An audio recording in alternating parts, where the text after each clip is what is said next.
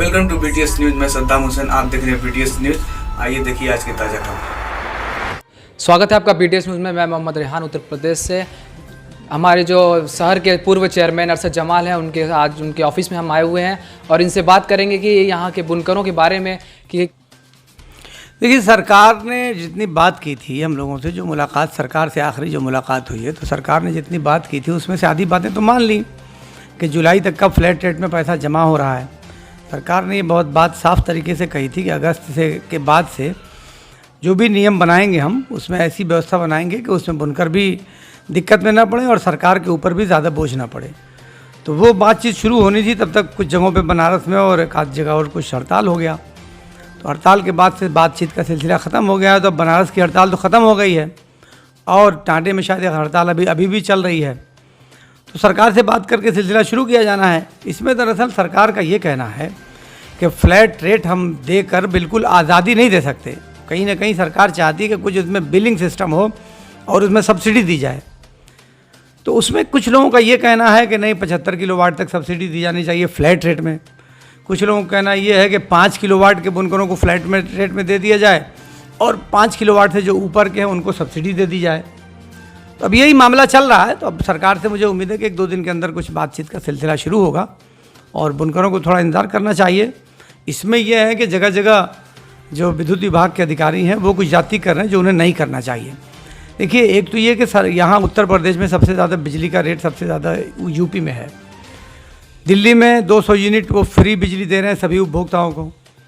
तो उत्तर प्रदेश सरकार भी बड़ी बड़ी बातें तो करती है मगर कुछ काम नहीं करती है। तो कुछ काम भी किया जाना चाहिए। आप दिल्ली की नकल ही कर लो, 200 यूनिट बिजली वो फ्री दे रहे हैं सभी लोगों के लिए। तो आप गरीब बुनकरों को भी कुछ इसी तरह की व्यवस्था बना दो कि 5 किलो तक के जो बुनकर हैं उनको फ्लैट रेट में बिजली दे दो। जो आप 72 रुपया लेते हैं वो 72 रुपये को बढ़ा कर आप 200, 250, 300 रुपये ले लो। तो सरकार का घाटा भी इससे पूरा होगा। मगर सरकार को कारोबार को बचाना चाहिए और सरकार को ये भी ध्यान रखना चाहिए कि बुनकरों द्वारा कपड़ा तैयार किए गए माल पे कभी भी कोई जीएसटी या किसी भी प्रकार का कोई टैक्स नहीं था। लेकिन जब से जीएसटी आया है, हम हज़ारों करोड़ रुपया जीएसटी उत्तर प्रदेश का बुनकर दे रहा है। तो अगर ये कारोबार बंद होता है तो जीएसटी का नुकसान भी तो सरकार को होगा। तो सरकार में जो पढ़े लिखे जो अधिकारी हैं उनको ये कैलकुलेशन करना चाहिए और सोचना समझना चाहिए कि कौन से काम में घाटा है, कौन से काम में नफ़ा है। आप सब्सिडी भी दे दो, गरीब बुनकरों की मदद भी कर दो और आपको भी लाभ हो। तो इससे ज़्यादा बेहतर क्या बात हो सकती है। बनारस के लोगों को ये बात समझ में आ गई कि सरकार से पहले बात की जानी चाहिए।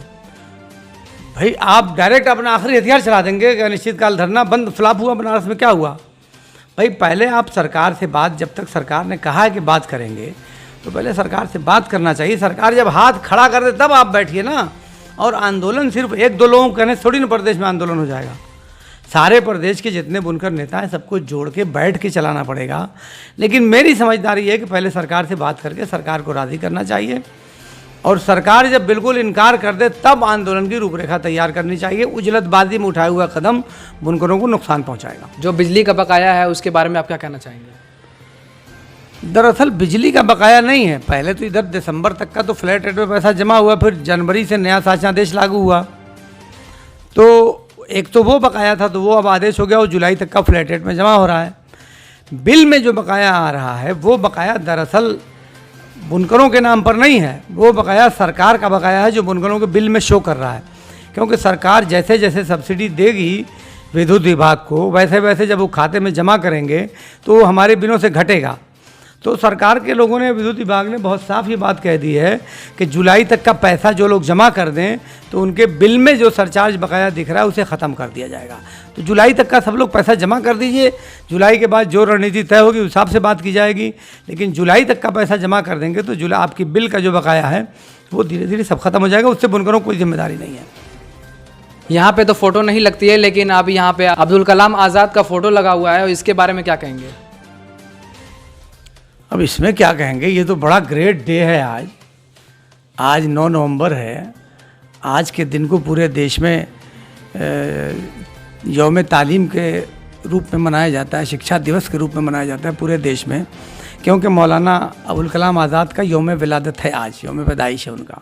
तो चूँकि वो बहुत लंबे समय तक शिक्षा मंत्री रहे भारत सरकार के, और उन्हीं के ज़माने में चाहे ITI बनाओ, चाहे IIM बनाओ, जितने भी बड़े इंस्टीट्यूट हैं जिन्होंने पूरे दुनिया में नाम कमा रखा है, वो सारे के सारे मौलाना अबुल कलाम आज़ाद की ही देन है। तो आज उनका उर्दू दिवस है, तो उर्दू दिवस पे अगर जिनके नाम पे उर्दू दिवस मनाया जाता है तो उनको ना याद करें, उनकी ना तस्वीर लगावें, तो भला किसको याद किया जाए। इसलिए आज उनको लगी है, आज उनको हम बहुत खराज अक़ीदत देते हैं और ये मानते हैं कि हिंदुस्तान में तालीम का जो फ़रोग़ हुआ है या तालीम के मामले में जो दिशा दी है, वो उसमें सबसे बड़ा भूमिका अगर किसी की रही तो मौलाना अबुल कलाम आज़ाद की रही है।